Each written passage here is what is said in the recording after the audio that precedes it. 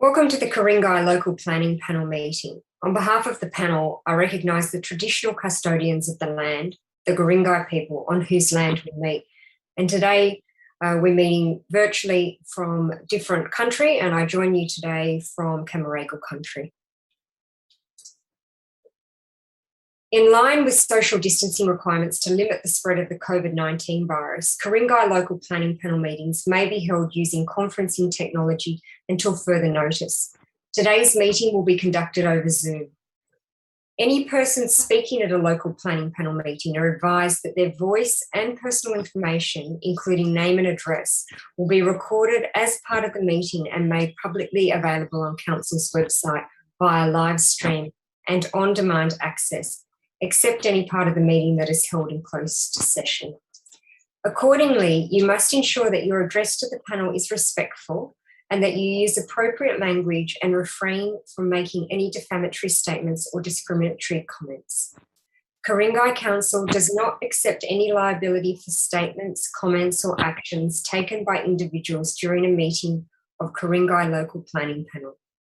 People connecting to this meeting by conferencing technology are reminded that under the Local Government Act 1993, the recording of meetings by a member of the public using any electronic recording device, including a mobile phone or video camera, is not permitted.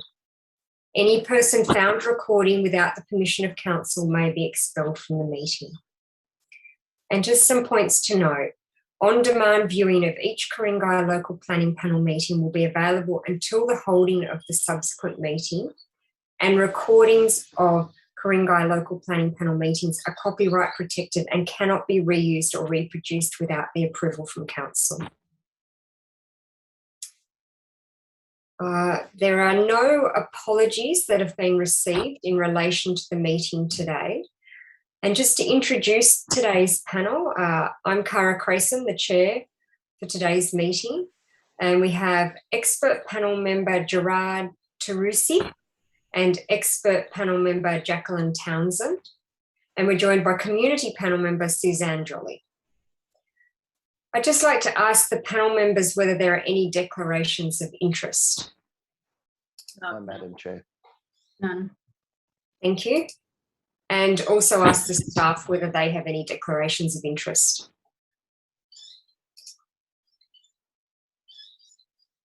Unrecorded. No. Okay, so in relation to the speakers, we have a few speakers registered today. I'll be calling speakers in a certain order. So speakers will have 3 minutes to speak, and a chime will be held at the conclusion of time. Speakers for each item will be heard in the following order. Firstly, objectors, followed by any legal representatives, and we don't have any of those registered today. And then following that, the applicant and the applicant's representatives. So I'll now call the speakers as per the list. The coordinator will unmute your speakers and start the timer when you're called, and the panel may ask questions of each speaker. So the first speaker that we have today is Mr. Neil Clark, 82 Stanhope Road. So, Mr. Clark, if you're ready. Yeah, thanks very much. Look, my understanding is that the development application has found itself at the KLPP context simply by virtue of the degree of non-compliance that has characterised the proposal. If correct, I understand that not many development applications find their way to this context, so it led me to conclude that there must have been a fairly significant number of non-compliances associated with the development. Now, a couple of those features. First of all, I noticed that the block size is 1,433 square metres or thereabouts, which I think is significantly above the average block size. And I just wondered how, given that size of block, we managed to, the application managed to incorporate the kinds of non-compliances that we see that has brought it to this particular KLPP context. I think primarily that the non-compliances that stick out, or that are fairly obvious to my mind, are firstly the wedging, the size and the materiality of the structure that's proposed, the way in which it's presented forward. It's a triangular shaped block, and it is lodged fairly far forward to accommodate pool and north side, back side living area. And looking at the plans, it looks as though the proposed structure is kind of wedged between the narrowing confines of the triangular shaped block. So it's particularly close to our property at number 82. And combined with the fact that it's a 3-story structure, we have a basement area and access area. We have an elevated ground area, and we have a 3rd story, effectively a 3rd story or a 3rd level, which makes for a 3-story structure. And that's clearly visible on plans, as you know, all parties would have seen. Now, to accommodate this 3rd level, this basement, elevated basement level, we see what I think is unnecessary extent of excavation. And despite the fact that, you know, geotech activity or research has taken place to try and ensure a best case scenario as an outcome, I cannot see that there are any guarantees whatsoever with this level of excavation. And I think it would be irresponsible to see this, to see approval for this extent of excavation. Yes, we have a driveway that's been shifted a little bit to the west to try and mitigate effects on mature trees, but we still see non-compliance with cut and fill limits. We see excavation over a metre just for the driveway alone, and then we see excessive excavation for the 3rd subterranean level, which has not moved 1 iota. That is exactly in the same place as it was going back to, I think, February 2021, and the actual footprint of the entire house is unchanged.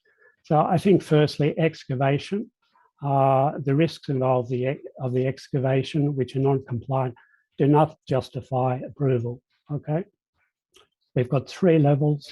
We've got too much excavation. We have no guarantees that the retaining walls for the sunken driveway are going to, we have no guarantees that the vegetation nearby is going to survive this excavation, nor the retaining walls. We have no details for retaining walls at this point. So we don't know the thickness, we don't know what sort of infrastructure is involved with retaining walls. And the excavation may well bring about structural damage to our property. And there has been no detail has been put forward as to what sort of compensatory measures would apply if damage were to occur either to the natural or to the built environment. So I think on that alone, this proposal presents as an irresponsible proposal. And I really think Chateau, given that the land size of 1,433 square metres, I think Chateau needs to go back to the drawing board and design a proposal and a structure which is a little bit more responsible from a design point of view, from a social point of view, and from a community point of view. From an architectural point of view, I think from all points of view, to somewhat irresponsible design. And I can't see how it can be approved without creating a precedent, and I think it would be an ill-fated precedent that would have ramifications in the future if this proposal were to go ahead.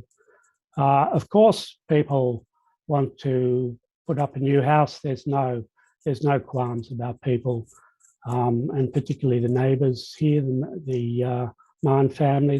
There's no qualms about them employing an architect of their choice, doing a design, and putting up, an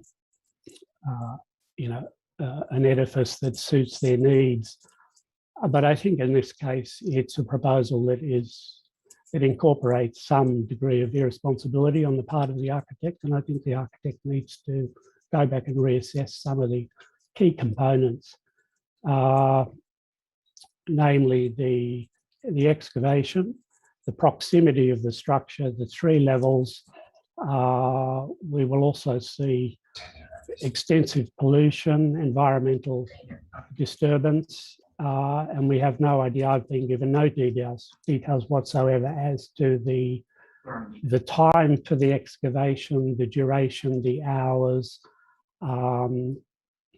We've been given no details on what would happen should the excavation go awry and something untoward should occur. It just seems totally laden with too much risk, and I think it would be a mistake for the planning panel and anybody else to be taking on this degree of excavation. Wall lengths exceed allowable limits. The east side wall alone is 58% over the permissible limit. Mr. Clark, I've just been alerted to the fact that it's gone over 3 minutes, so if you could just try and close. Yeah, sure, okay. The wall length is over the limit. Windows are on all floors, the basement, the ground floor, and the 3rd upper level floor, and combined with the oblique angle of the building, all of these windows have sight lines to our property. So I think privacy is the other key concern. I think the design needs to be thoroughly re-examined and restructured. So look, I'll say thanks very much to the panel for their time and for the opportunity to make this presentation. There were a number of submissions early in the year, and I would appreciate if the panel could go back and examine those submissions firsthand, not via redaction or editing or by picking and choosing methods that has happened up to date. I think the panel members need to consult and read those submissions firsthand, not just from myself and from Patricia, but also from Mark Wilson. Just to finish, I might mention that 19th of July, I was approached by Rod McDonald, the architect, for the first time, and he offered financial inducements to the tune of $10,000 for us to incorporate mitigating screening devices on our property. We refused those. We rejected those. We do not want to be involved in financial inducements, and it appeared that the financial offering that was made was simply was a second-hand attempt or a roundabout attempt to try and get the non-compliances through council before it came to the KLPP. The letter from Rod McDonald and my response was tabled with council, and that is also available for viewing. Thank so you. Look, again, thank you very much. I'll leave it there. Thank you, Mr. Clark. Any financial matters between individuals are not a matter for the panel to consider. I realise that, but it does characterise the context, and it's for that reason I would mention that. I'd like to thank you for your verbal submission today, and I also reiterate that the panel does have extensive material, including all the submissions that have been received in relation to this matter, including geotechnical reports, arborist reports, all the amended plans. So we've got and have read all the material. So in relation to that point that you made, we don't just rely on the assessment officer's response to the summarised matters that you've put forward. We have all the material at our sure. Look, I realise that, but notwithstanding that, I still think there are some things which need a little bit more attention and So- a little bit more scrutiny. So I might just ask whether any of the panel members have any further questions of Mr. Clark. Thank you, Madam Chairman. I'd just like to ask Mr. Clark, your concerns around the excavation, what gives rise for you forming that view? When you say that view, do you mean the fact opinion that you it's- had? Yeah, I'd just like to Well, understand your, sure? what you think will happen from the excavation, what you believe will happen from the All excavation. right. Well, look, one, it's not compliant. It's below DCP cut and fill levels of 1 metre. It's excessively below that. So in approving that extent of excavation, it's going to create a precedent, and it will be difficult for council or for KLPP Just panels. put that aside for a minute. Just put that aside. That's a panel. But I'm just... Well, that's crucial. You raised concern that is about property key. damage. Yeah. Yeah. Property. Well, potentially, yes. What gives rise to you forming that view? The fact that it is invasive technology, it's through bedrock, and it's extensively through bedrock, and the bedrock is the same bedrock that supports not only the proposed edifice, but also our structure and other neighbouring structures. It's part of the geological formation of the area, sandstone bedrock. So once you start putting jackhammers and the kinds of technology that have not been identified in methodology for this proposal, I have done some research. I've taken engineering and architectural advice, and the input that I've had is that there is a good likelihood that our structure will be shaken to the extent that we will see foundation disturbance and likely cracks in our property. We have a full brick house. It's in the walls are crack free, and I don't want to see that jeopardized. And also more so without any kind of indication as to what sort of compensation would apply and how that would issue.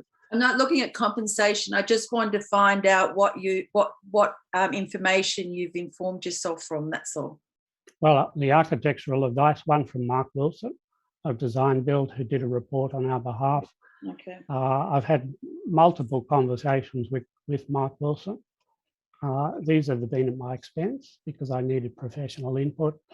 I have an architect, sorry, not an architect. I have an engineer who has done work for me previously. For a DA, I might mention that has been approved by Ku-ring-gai Council in the last 2 years. Okay. Thank you very much. You've answered my question. You're welcome. Appreciate it. Okay. Thank you. Gerard, do you have any questions? I have no questions, thank you. Suzanne? No, I don't, but your comments are noted. Okay. Thank you. Okay, well, we'll move on to the speakers on behalf of the applicant. So I have 4 speakers listed here. Ben Carruthers, Bryce Glassons, Adam Macon, and Roderick McDonald. Do you have, I mean, that's the order I've got them listed. Are you all here to individually speak or to answer questions, or do you have a preferred order? Yes, Madam Chairperson, I'm here to speak. And Bryce, are you here to speak as well? Yes, just in regards to tree-related concerns. So it's just if there's questions, or have you got a presentation? I can do either or. Okay. Yeah. Okay. Adam, are you speaking? Yes, please, Chair. Okay. And Ben, where's Ben? Here to answer questions, or I can respond to a couple of the queries that have been raised if needed. Okay. So Rod, you're the architect. Are you leading? Would you like to lead this, or would Adam like to start off? Rod, how about I say present just say a few short words and then hand over to you. Yeah. That sounds great. And you've each got 3 minutes, but as I allowed Mr. Clark a little extra time if you need a little extra time, we'll grant that on this occasion. There's only the one item today. Thank you, Chair. So firstly, I'd like to also acknowledge the traditional owners on record. I'd also like to say good afternoon, Chair, panel members, council officers, and also Mr. Clark. And we appreciate the time to present, albeit briefly, on our proposal. When we decided that we wanted to develop our house, we considered very carefully the type of architect and builder and party that we wanted to engage with. And we selected Chateau on the basis of their experience, reputation, but also the conservative nature of their builds. So we visited a number of builds, and we wanted to design and construct a building that could be considered within the heritage area, although we're not in the heritage area ourselves. And the design at 78 was, if you like, a guide, although we didn't want to replicate completely their design for obvious reasons. So we took a lot of care in selecting the architect and builder. And the brief was to produce a design that took account of the individual constraints of the site, but to be sympathetic to all of our neighbours. And we have 5 neighbours. And interestingly, through the process, I took the plans to each of the neighbours and talked them through our proposal. And and whether it's COVID or the actual process of meeting with the neighbours and getting to know them, we feel a lot closer to at least four of our neighbours. And of course, we'd like to be closer to 5, but it appears we're closer to 4 only. A number of issues were submitted to council from one particular neighbour, and council presented us a very thorough position and asked us to address a number of items. And our strategy was to not ignore or exclude anything or fight, but to come up with a solution for each of the items raised. And there's an argument in some cases we've really compromised to a point where we've, for example, we now have opaque windows, a recommendation of opaque windows in a formal lounge room that faces trees, and we can live with that, and that's part of working together and being flexible. But as people, we follow rules. We respect the authority of council, and to the extent that a DO it's been recommended and it is approved, that you can expect that we will follow the rules and we will comply with everything that council has asked for, because that's who we are. The final point we wanted to make was that the material is very thorough, and it's given us lots of cause for, if you like, soul searching and reflection to make sure that we've got a design that is sympathetic. But we have got an unusual block. That's not the panel or council's fault. We bought this block. We've got a sewer line that runs halfway through the back of this, but we're very, very passionate about retaining the large trees. And so with the support of an experienced conservative architect, we've produced a design that we believe is in fitting with the region. We certainly have the support of 4 or 5 neighbours, and we're just looking forward to getting on with it. And I just want to reaffirm that you can expect us to follow the rules to the letter of the law. And finally, thank you for the time and the opportunity to present. Thank you, Mr. McCon. Do the panel members have any questions? I do, thank you, Madam Chairman. The opaque windows, could you just identify those that you say would impede a view of trees? So on the eastern side of the formal lounge study area, and so there were concerns raised with respect to overlooking the neighbour's backyard. And because the architect has aligned the house to the western boundary, we're actually looking out those windows into diagonally across the neighbour's backyard. And so it seems as if a concern's been raised, and we've come up with a solution. It was our proposal, but it was really through a hunger to address everything that council raised, rather than to be, if you like, arrogant or dismissive. So that's an example of something that we've honorarily done in an attempt to address all of the concerns. Thank you. Gerard, do you have any questions? Yeah, I do. You touched on the fact that there's been changes you've made to the plans. I've assumed you've read the officer's report and you reviewed the conditions, because there are additional conditions with changes. So I'm assuming you're aware of all those conditions. Yes, we are. Okay, thank you. Suzanne? No, nothing in addition. Okay. Nothing further from me either. Okay, so we'll move on to Roderick. Thank you, Madam Chair. I'd just like to respond to some of the concerns that have been raised. And also just to briefly touch on the methodology and I guess the philosophy of how this started. It is an unusual site, that's clear, almost triangular in nature. And it's policy for us that we do not even touch a design until we know every facet of the site in terms of the tree restrictions, tree protection zones.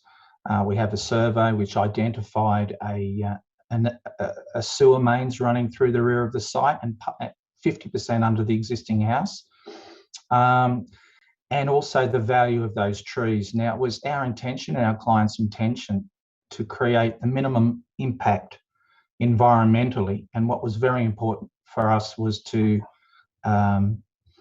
preserve as many trees as possible. And with the exception of 2 trees, trees 7 and 8, we've been able to do that. Now, where we started, we couldn't move further back without going over the sewer. The arborist report identified tree 16 as having a very large tree protection zone, which we, and a high value tree at that. So we've kept our dwelling primarily to the west of the site, and we couldn't come any further forward, not just because of the narrowing nature of the front yard, but because it was our intention to protect trees 6, 7, 8 and 10 through 13 as well. So to some extent, we had a very limited footprint to work within, considering the sewer, the front trees that prevented us coming forward, and the tree 16 at the eastern side of the site. Now, before we started, we also got a geotech report, and then I worked very closely with Bryce, the arborist, to propose a few footprints that could be supported from an arborist point of view. And as it turned out, there was quite a small footprint to work with. We were aware of that, and we put the DA into council. It was originally a pre-DA, and there were 2 non-compliances, potentially 3 that I was concerned about, which is why we sought pre-DA advice. One was the lengths of wall. On the western side, it was a less than 5.5% non-compliance in length, but well below the 4 metre height. And on the east side, it was a longer wall, which was informed by advice from the arborist, which was, this is how close you can come. We need a nice straight line to make this work. You cannot come any closer to this tree. And we sought pre-DA advice just as to whether that could be supported in principle before we moved forward. Now, that was over COVID, and what we would have liked to have seen, maybe as a formal pre-DA meeting, is to ask a few questions and have that wrapped up. As it turned out, we are some 9, I don't have the drawings here in front of me, but I can tell you we are some, here we are.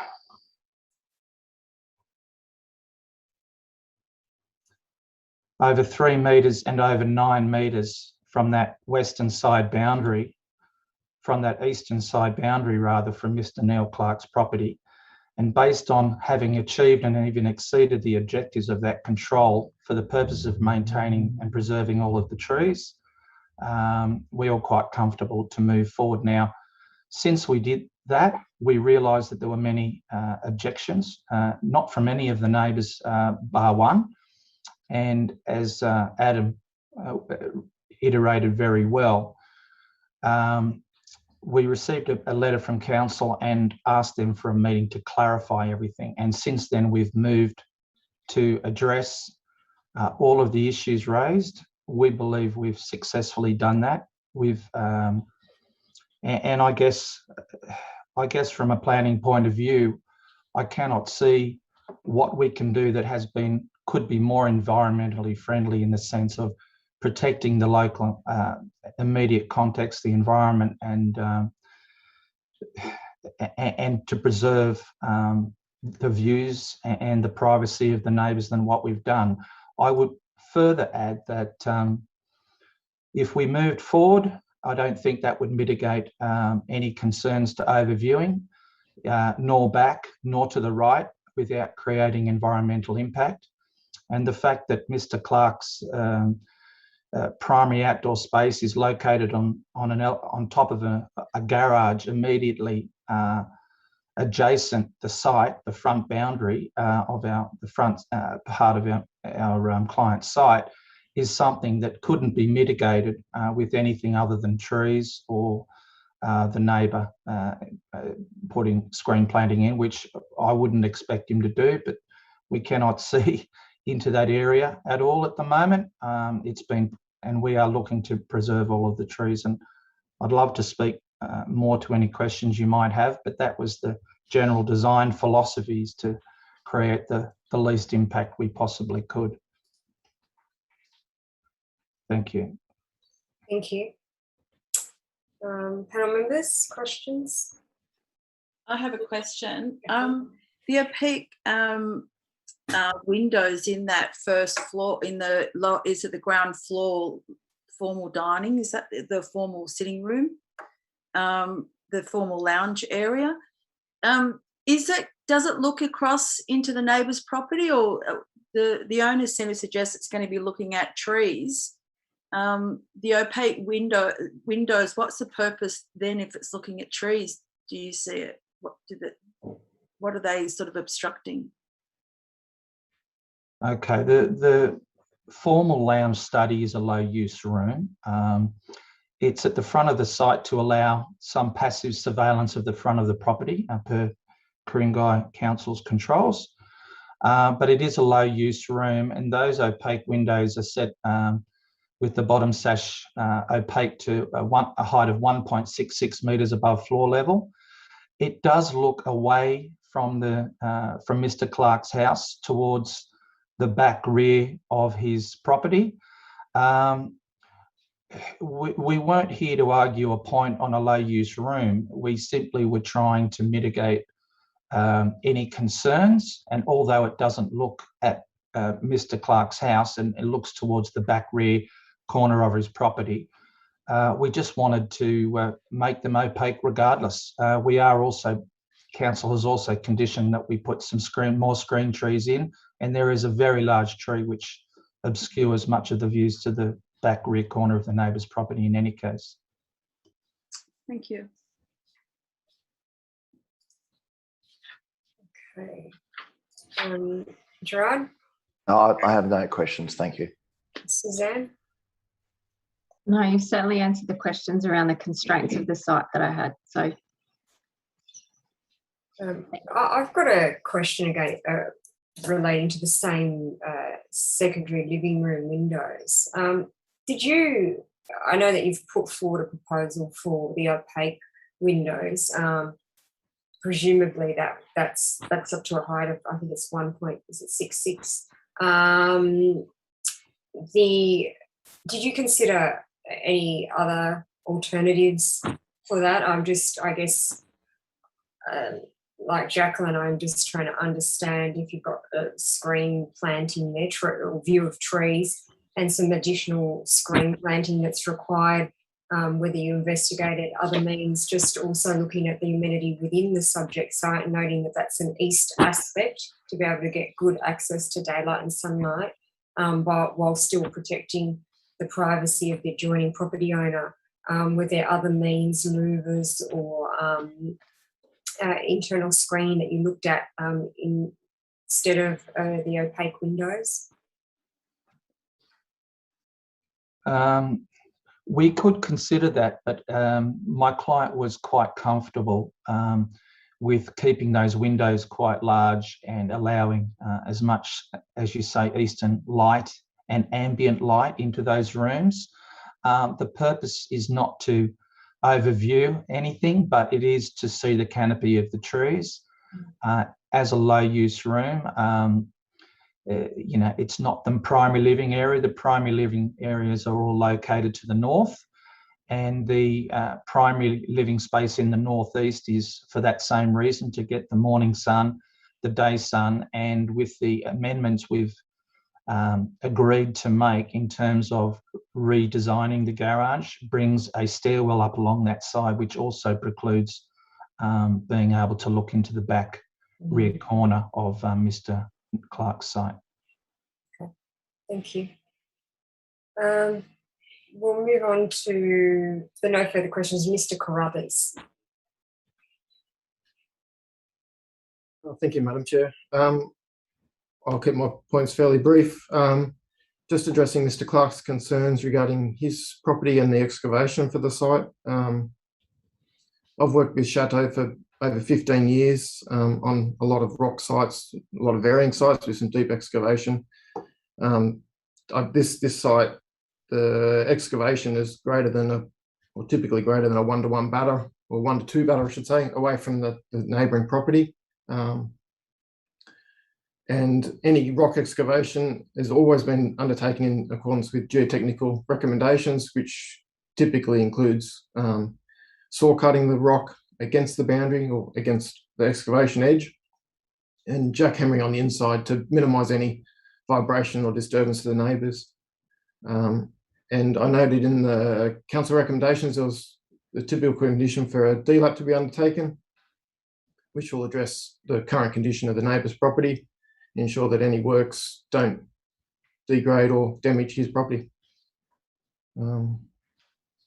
In terms of the retaining walls for the driveway, that'll be integrated with the footing for the retaining walls will be integrated with the driveway to minimise the excavation depth. So the footing gets wider but shallower, just to minimise any depth of excavation required. That's it. Thank you. Okay, great. Just to clarify, dilapidation survey for those who may not be familiar with the terminology. Jacqueline, any questions? No, not for me. Gerard? Just a quick question. The actual retaining wall of that driveway, what is the closest point? I think it's 1.8, is that right? Metres from the side boundary? Sorry. Yes, I believe it's 1.8. Right. And that's at the point, and then it actually goes wider. And the 1.8 is at the point where the ramp is starting to go down into the basement. So the actual height of that wall, what sort of height are they running through that immediate edge? Typically about, I think it's about 1.2 maybe maximum. Right. And my understanding is you've done route mapping along that area as well. Is that correct? I believe so, but I'll leave that up to Bryce or someone else to answer. But yeah, I understand that has been undertaken. Thank you. Yeah, thanks for that. I did complete route investigations. And you, sorry, Bryce, and you did that along that where that retaining wall is with those trees? So I actually did it in the initially proposed location, which was much closer to the trees. After the last meeting we've had with Ku-ring-gai at the council chambers, we've followed their recommendations and pushed it back more.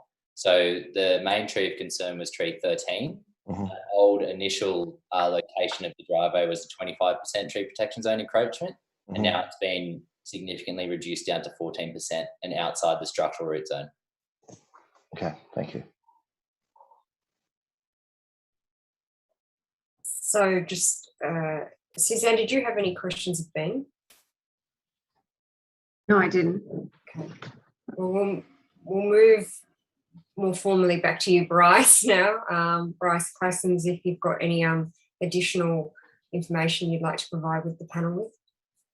Yeah, thanks, Madam Chair. I suppose just to alleviate the concerns that Mr. Clark has in regards to the tree, mainly tree 13, because that's in the row of trees there from tree 9 to 15. That is the only tree that is still a major TPZ encroachment under the Australian standard for protecting trees on development sites, but it's only 4% over minor TPZ encroachment. Now, the root investigations we did, we only found 3 significant roots, which are over 40 millimetres in diameter. As the new design has been set back further from the tree, those roots will decrease in taper the further you get away from the tree. And like I said before, it's been reduced, the tree protection zone encroachment, by more than 11%. So it's down to 14% now. And I've also put in recommendations within the report for temporary irrigation. That temporary irrigation will stimulate new root growth and compensate for any root loss, which I believe will be minor anyway, because the 3 roots that were identified was a relatively low number of roots considering the distance of the initial excavations. And like I said, it's set back much further now than the root investigations were completed.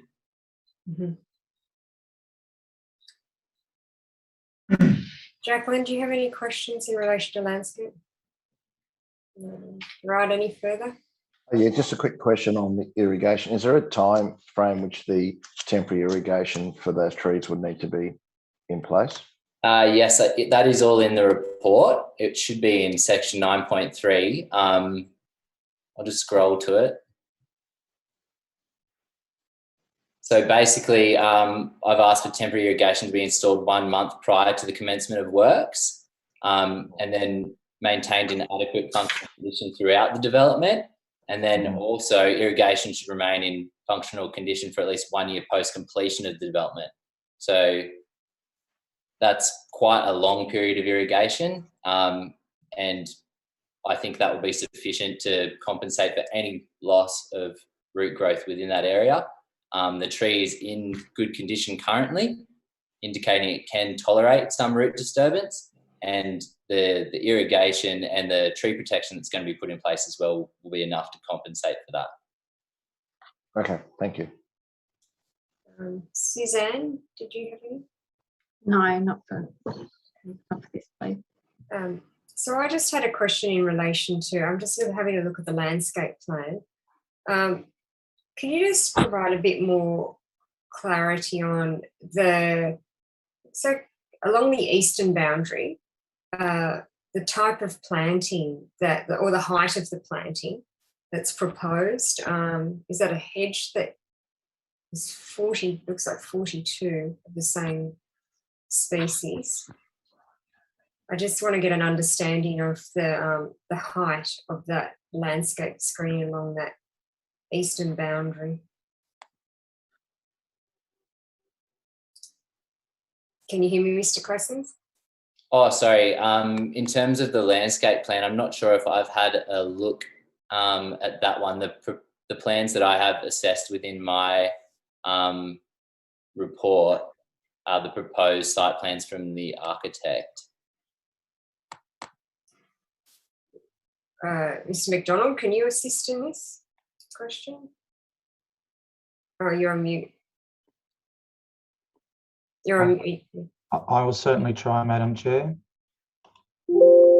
It's probably I was just looking at one plan. There may be, or perhaps even council offices. Okay, so they're Eliocarpus reticulatus. A 300 millimetre pot screen planting has been proposed. However, I do believe that we're required by the conditions, the proposed conditions of consent, to submit a revised landscape plan. So perhaps council might be better placed to answer that question. I'm not sure whether those particular plants are to be removed or kept. No, that's right. Perhaps Ian, yes. Yeah, so on the eastern side, near the driveway, there's some additional planting proposed, which are lily pillies. So that's a screening plant of 3 to 4 metres height. And then further down, as we get towards tree 16, which is the remnant turpentine, there are some blueberry ash, which are the Eliocarpus. They grow to 6 to 8 metres high. And we did ask for additional planning generally in the biodiversity area, which is around the Turpentine and further down, which includes some screen planting as well as some understory planting. So that area is quite well planted out. So what's going to occur. Okay, great. Thank you for that clarification. I have no further questions. So that brings us to the end of our speakers and questions. So I'd just like to say, members of the gallery and speakers, I'd like to thank you for your comments. And I'm now going to close this part of the meeting, the public meeting. The panel will retire to deliberate on the item, and the decision will be posted on Council's website within 48 hours of the close of the deliberation meeting. So I'd like to thank everybody today for their attendance, and we'll close this meeting. And if I could just ask that panel members to rejoin in the separate Zoom link straight after this meeting, that would be very much appreciated. Thank you, everyone. Have a nice day. Thank you all.